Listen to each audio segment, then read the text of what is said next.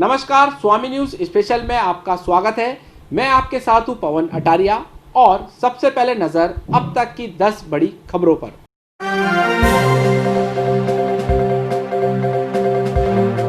प्रदेश में कोरोना का कहर जारी है। जिले में शनिवार को कोई कोरोना पॉजिटिव रिपोर्ट नहीं आने से चिकित्सा विभाग और प्रशासन को राहत मिली है। समाचार लिखे जाने तक पॉजिटिव मरीजों की रिपोर्ट के बारे में कोई सूचना नहीं मिली।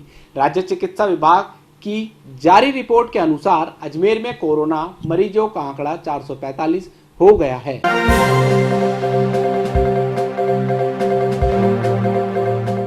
21 जून को साल 2020 का पहला सूर्य ग्रहण लगने वाला है। यह ग्रहण वलयाकार सूर्य ग्रहण होगा, जिसमें सूर्य के चारों तरफ कंगन के आकार की छवि दिखाई देगी। इस सूर्य ग्रहण में चांद सूर्य को केंद्र से कवर करेगा, जिससे सूर्य का किनारे का गोलाकार कुछ भाग दिखेगा, जिसे रिंग ऑफ फायर कहा जाता है। यह ग्रहण रविवार की सुबह 9:15 बजे सूर्य ग्रहण शुरू होगा और 12:10 बजे दोपहर में कुछ देर के लिए हल्का अंधेरा सा छा जाएगा। इसके बाद 3:04 पर ग्रहण समाप्त होगा, यानी करीब 6 घंटे का लंबा ग्रहण होगा। ग्रहण से एक दिन पहले ही सूतक काल शुरू हो जाएगा। ग्रहण का सूतक काल शनिवार यानी कि 20 जून की रात 9:25 से शुरू होगा। ग्रहण लगने के 12 घंटे पहले सूतक लग जाता है। सूतक के समय को सामान्यतः अशुभ माना जाता है। इस दौरान शुभ कार्य करना वर्जित होता है। सूर्य ग्रहण भारत के अलावा अमेरिका, दक्षिण पूर्व यूरोप और अफ्रीका में भी दिखाई देगा।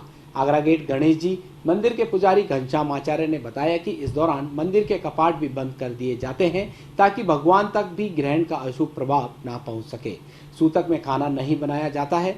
सूतक में गर्भवती महिलाओं पर ग्रहण का अशुभ प्रभाव सबसे ज्यादा पड़ता है, इसलिए ग्रहण के दौरान गर्भवती महिलाओं को घर से बाहर नहीं निकलना चाहिए। सूतक काल का समय अशुभ होता है, क्योंकि इस दौरान राहु सूर्य और चंद्रमा का ग्रास कर लेता है। बता दें कि जब सूर्य और पृथ्वी के बीच में चंद्रमा आ जाता है और सूर्य की किरणें पृथ्वी तक नहीं पहुंच पाती, तो इस स्थिति को सूर्य ग्रहण कहते हैं। जी साहब, कल ग्रहण है, सूर्य ग्रहण, कंकाणाकृति चूड़ामणि सूर्य ग्रहण, जिसका सूतक आज रात को 10:09 पर लग जाएगा और कल सुबह 10:09 से सूर्य ग्रहण प्रारंभ होगा और दिन में 1:36 तक ग्रहण रहेगा। यह ग्रहण अपने वृषभ, तुला, धनु, कुंभ राशि वालों के लिए मध्यम है। मिथुन, कर्क, वृश्चिक, मीन राशि वालों के लिए खराब है। मिथुन राशि, वृश्चिक राशि, कर्क राशि, इन राशि वालों को सूर्य का दर्शन नहीं करना चाहिए।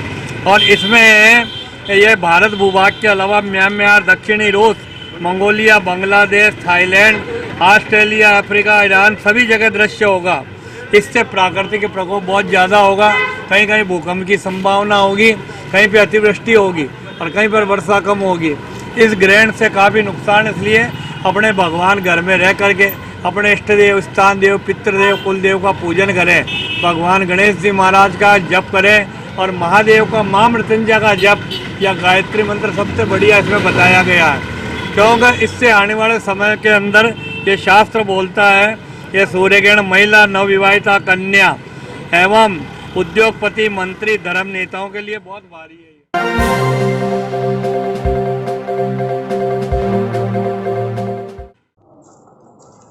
रविवार को सूर्य ग्रहण है और ये ग्रहण पूरी दुनिया में वैसे कह सकते हैं कि अपने आप में तीसरा ग्रहण है, लेकिन भारत की दृष्टि से अगर देखा जाए, असर की दृष्टि से देखा जाए तो पहला ये ग्रहण है जो रविवार को होने वाला है। और रविवार को होने वाले ग्रहण को लेकर किन राशियों पे क्या प्रभाव रहेगा, कैसा देश के लिए सूचक रहेगा, किस तरह की मुसीबतें आ सकती है। हमारे बीच पंडित कैलाशनाथ दादी मौजूद है, उनसे जानते हैं कि किस तरह का ग्रहण रहेगा। जी, खंडग्रास कंकणाकृति सूर्य ग्रहण इस वर्ष का सबसे बड़ा ग्रहण जो है 21 जून सन 2020 को आषाढ़ कृष्ण अमावस्या रविवार को होगा, जो सिंह लग्न में ये ग्रहण प्रभावी होगा। ऐसा कहते हैं कि सिंह लग्न में और रविवार को जब ग्रहण आता है तो उसका दुष्प्रभाव पूरे देश और दुनिया पर पड़ता है। ये ग्रहण 10:09 से लेकर 1:36 तक दिन में ये ग्रहण प्रभावी होगा और 20 जून शनिवार को इसका सूतक लगेगा, जो रात्रि 10:09 से प्रारंभ होगा, यानी 12 घंटे पहले से इसका सूतक प्रारंभ होगा। शास्त्रों में वेदों में, पुराणों में, ग्रंथों में और ज्योतिष पंचांगों में लिखा हुआ है कि सूतक काल में भोजन करना निषेध है और ग्रहण के समय में भी भोजन नहीं करना चाहिए, ऐसा शास्त्र बताते हैं। ग्रहण के समय में भगवान की भक्ति, मंत्रों का जाप, हवन, दान, पुण्य और धर्म करना चाहिए। ये ग्रहण विशेष तौर पर महिलाओं के लिए संकटदायक रहेगा। नवविवाहित कन्याओं के लिए, विवाह योग्य बालक और बालिकाओं के लिए, उद्योगपतियों के लिए, मंत्री और धर्म नेता और राजनेताओं के लिए विपरीत असर पड़ेगा, इसलिए इनको इस ग्रहण के दर्शन नहीं करने चाहिए। मेष राशि, सिंह राशि, कन्या राशि और मकर राशि वालों के लिए ये शुभ रहेगा। वृषभ, तुला, धन और कुंभ राशियों के लिए मध्यम रहेगा। मिथुन, कर्क और वृश्चिक और मीन राशि वालों के लिए ये अशुभदायक होगा। मृगशिरा नक्षत्र में और आद्रा नक्षत्र में मिथुन राशि पर यह ग्रहण प्रभावी होगा, इसलिए मिथुन राशि वाले लोगों को दान, पुण्य और धर्म कर्म करना चाहिए। विदेशों में इसका प्रभाव पूर्ण रहेगा। दक्षिण रूस में, Bangladesh, Mongolia, Sri Lanka, Thailand, Japan, Indonesia, Australia, Africa, Nepal, Pakistan, Afghanistan आदि देशों में इसका पूर्ण असर रहेगा। भारत में, उत्तर भारत में इसका विशेष तौर पर प्रभाव होगा। वहाँ पूर्ण रूप से सूर्य ग्रहण का प्रभाव रहेगा और वहाँ दृश्य होगा। अन्य देशों में कंकणाकृति ही ग्रहण होगा। कुरुक्षेत्र, देहरादून, बानेसर, सूरतगढ़, चमोली, जोशीमठ, रुद्रप्रयाग, गोपेश्वर इस तरफ पूर्ण कंकणाकृति ग्रहण देखा जाएगा।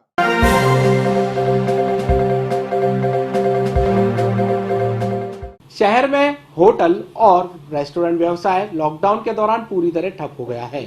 जहां रोजाना बाहर से आने वाले लोग होटल में ठहरते थे, लेकिन लॉकडाउन के कारण लोगों का आवाजाही कम हो गई तो होटल के रूम बंद पड़े हुए हैं। साथ ही रेस्टोरेंट में भी लोग खाना खाने जाने पसंद नहीं कर रहे, जिस कारण होटल और रेस्टोरेंट का व्यवसाय पूरी तरह ठप हो गया है।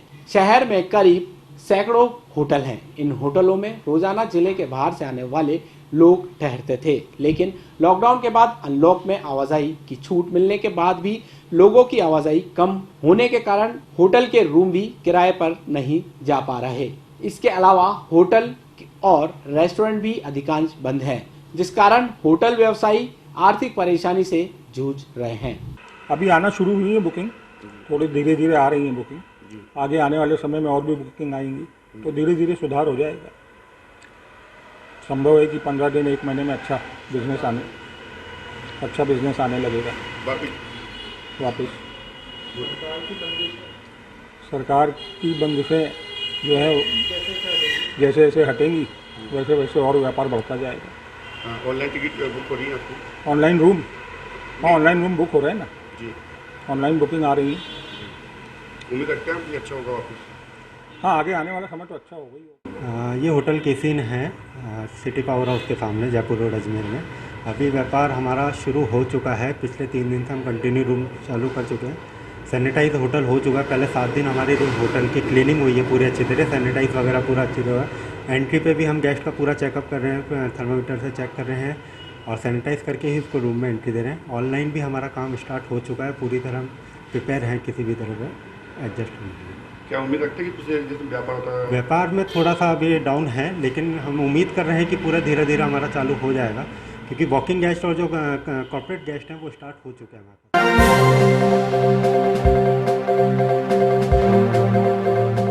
दमकल विभाग द्वारा कई औद्योगिक इकाइयां, होटल, रेस्टोरेंट और बैंकेट हॉल संचालकों को नोटिस जारी करते हुए आग बुझाने की व्यवस्था व उपकरणों की सूची मांगी है। वहीं एनओसी भी तलब की है। बिना एनओसी वालों पर कार्रवाई की तैयारी है। सहायक अग्निशमन अधिकारी गौरव तंवर ने बताया कि लॉकडाउन 1 में सभी होटल, रेस्टोरेंट, ढाबे, औद्योगिक इकाइयां, बैंकेट हॉल आदि खुल गए हैं। दमकल विभाग भी सजग हो गया है। शहर की कई औद्योगिक इकाई, होटल, रेस्टोरेंट, बैंकेट हॉल को नोटिस जारी करते हुए उनके परिसर में आग लगने के बाद उसे बुझाने के लिए क्या क्या इंतजाम है, कौन कौन से उपकरण है, एनओसी है या नहीं, इसके सत्यापन के लिए अभियान शुरू किया गया है। एक्चुअली जब लॉकडाउन के पहले हमने होटल्स, कोचिंग सेंटर और हॉस्पिटल, रेस्टोरेंट, रूफटॉप रेस्टोरेंट इनकी जांच करी थी सबकी। तो लॉकडाउन लगने की वजह से इनको नोटिस नहीं दिए गए थे। तो अब जब प्रक्रिया नॉर्मल हो चुकी है तो सेक्रेटरी साहब की मीटिंग हुई थी फ्राइडे को। तो उसमें ये बताया गया कि इनको सबको नोटिस दिया जाए और कार्रवाई की जाए। तो मंडे को फिर से वापस सेक्रेटरी साहब मंडे को मीटिंग लेंगे। तो इसकी वजह से हम इनको नोटिस दे रहे हैं। कोचिंग सेंटर हो गए, हॉस्पिटल हो गए, होटल्स हो गए, जो इनको नोटिस दे रहे हैं, रूफटॉप रेस्टोरेंट हो गए, कॉम्प्लेक्स हो गए, इनको सबको फायर के जो सिस्टम नहीं लगे हुए हैं उनको जो पहले चेक करे हुए हैं उनको नोटिस दिए जा रहे हैं। और जिनका अभी जैसे जिस प्रकार अभी होटल्स वगैरह आदि दरगाह बाजार में बंद हैं और कोचिंग सेंटर बंद है, तो उनको डाक द्वारा हम नोटिस भिजवा रहे हैं। डाक से हम पोस्ट करके नोटिस भिजवा रहे हैं। नोटिस देने के बाद भी पालना नहीं करता तो किस तरह की कार्रवाई की जाएगी? अगर नोटिस की देने के बाद भी अगर पालना नहीं करते हैं, जिन्होंने अभी भी नहीं करी है, तो उनको सीज कराने की कार्रवाई की हम अनुशंसा करेंगे।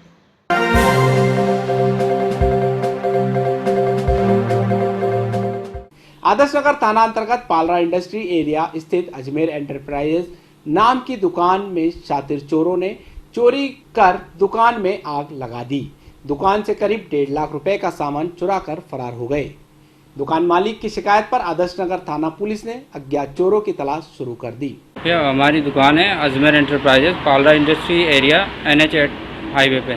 तो यहाँ पे रात को यहाँ पे चोरी हुई और करीब जो पीतल टूटे हुए जो बाथरूम की फिटिंग का जो आइटम होता है वो सारा ले गए थे। यहाँ से मतलब पूरा खाली कर दिया। टोटल वो डिब्बे थे जो उसके उनको जला दिया और जो पीतल का आइटम है वो एक कट्टे में भर के ले गए।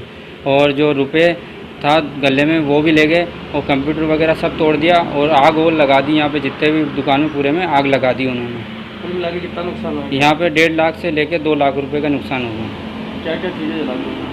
यहाँ पे सब टोटल जैसे कि जो लगे हुए थे फर्नीचर वगैरह के जो कागज़ थे वगैरह, जो प्लास्टिक का था आइटम, वो सब जला दिया। ताला तोड़ के अंदर आए। सामने का ताला तोड़ा पहले, फिर पीछे से वो गेट खोल लिया तो पीछे से माल ले गए वो सारा। आपने मुकदमा आदर्श नगर थाने में मुकदमा दर्ज कराया।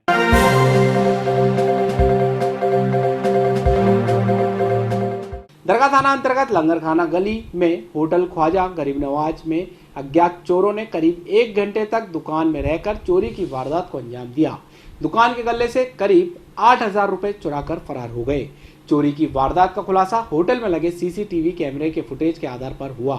होटल संचालक की रिपोर्ट पर दरगाह थाना पुलिस ने फुटेज के आधार पर चोरों की तलाश शुरू कर दी। कल रात को करीब 1 बजे 12:45 में एक आदमी था, अज्ञात आदमी, जो होटल के अंदर घुसा और काउंटर तक यहाँ चोरी करके सामान लेके चला गया। इसके अंदर करीब 7-8 हज़ार के कंदाम थे। तो होटल के अंदर करीब 1 घंटा रहा। उसके बाद में चोरी करके वो सारा सामान लेके रवाना हो गया। नगद के सिवा कुछ और भी ले गए? सिर्फ नगद ही सामान ले गया। जो कंदार होते थे ना, जो हमारे होटल के अंदर पड़े रहते थे और उसके लिए धंधे पाने के लिए रहते थे। कितने बजे चोरी करी थी? करीब 1 बजे आया था और 2 बजे करीब चला गया वहाँ से। आपने उसके खिलाफ मुकदमा दर्ज कर दिया? नहीं, मैंने उनके खिलाफ दरगाह थाना में शिकायत दे दी है। तो इसको जाँच भी करके आए थे, मैनेजर जी आए थे, जाँच करके चले गए। और उस चोर के विरुद्ध में उनके CCTV कैमरे की फुटेज थी, वो भी साथ में लेके गए।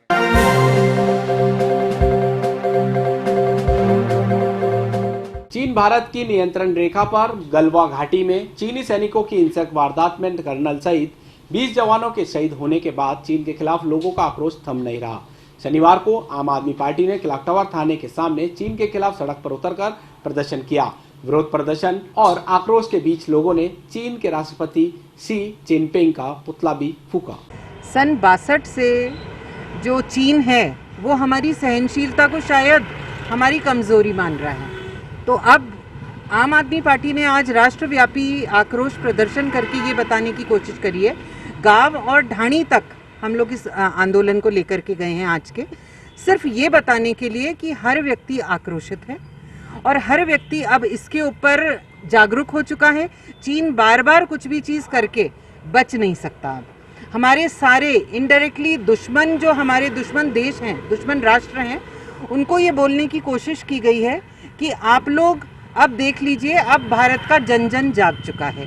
एक तो सबसे पहले ये संदेश दिया गया, हमारी जो युवा वो है टीम, युवा टीम ने आज चीन के राष्ट्रपति जिनपिंग का पुतला जलाया और पुतला जलाने के बाद नारे लगाए और ये बताने की कोशिश करी कि हम सब जने अब स्ट्रांग हैं, भारत का हर आदमी जाग चुका है। ये तो रही बात हमारे राष्ट्र की, जो हम अपने विरोधी राष्ट्र जो हैं, जो दुश्मन राष्ट्र हैं, उनके सामने हम बता रहे हैं।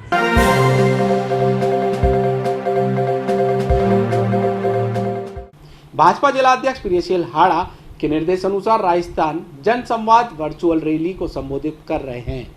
भाजपा राष्ट्रीय अध्यक्ष जेपी नड्डा को भारतीय जनता युवा मोर्चा शहर जिला के कार्यकर्ताओं ने वार्ड 60 के बूथ नंबर 79 पर ध्यान और गंभीरता पूर्वक सुना। उनके मार्गदर्शन से मोदी सरकार की 1 वर्ष की उपलब्धियों को बूथ स्तर तक पहुंचाने के लिए संकल्प लिया। आज भाजपा जिलाध्यक्ष श्री प्रियशील जी हाड़ा जी के निर्देशानुसार वर्चुअल रैली की कड़ी में जन संवाद रैली में भाजपा राष्ट्रीय अध्यक्ष श्री जेपी नड्डा जी के राष्ट्रीय संबोधन में प्रमुखतया धारा 370 का मामला हो, चाहे 35A हो, चाहे 3 तलाक का मामला हो जिसमें हमारी मुस्लिम माताओं और बहनों के सम्मान की बात हो, चाहे राम मंदिर जैसे ऐतिहासिक फैसला हो, चाहे कोरोना संकट के अंदर 20 लाख करोड़ के आर्थिक पैकेज की घोषणा हो, वह चीन भारतीय सीमा विवाद में भारत की अहम भूमिका हो, उसमें हमारे शहीद हुए वीर जवानों को आज हमारे राष्ट्रीय अध्यक्ष जी ने संवेदनाएं व्यक्त की, उनको श्रद्धांजलि दी। साथ ही उन्होंने पूरे देश को ये आह्वान किया कि उनकी शहादत जाया नहीं जाएगी और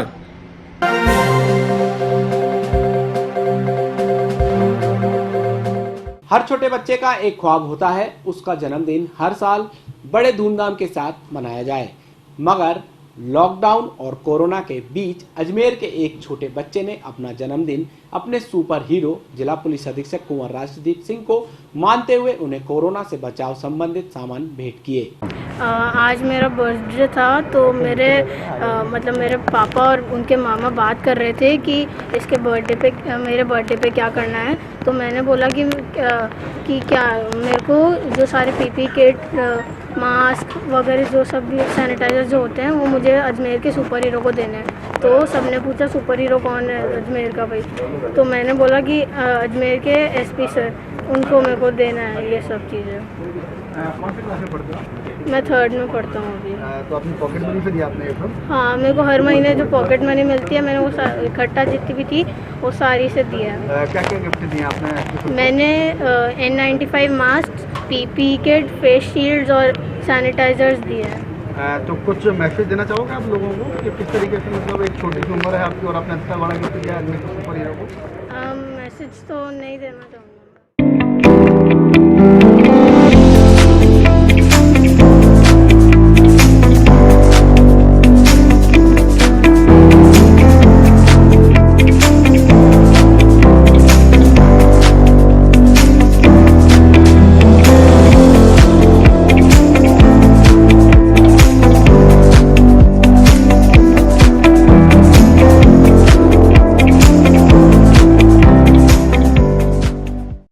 स्वामी न्यूज के सभी दर्शक तरोताजा खबरों के लिए YouTube पर स्वामी न्यूज को सब्सक्राइब करें। साथ ही शहर से जुड़ी तमाम खबरों के तुरंत अपडेट्स के लिए बेल आइकन पर क्लिक करें। यह न्यूज आपको कैसी लगी, इसके लिए हमें कमेंट बॉक्स में आपके अमूल्य सुझाव दीजिए और इस वीडियो को लाइक व शेयर करें।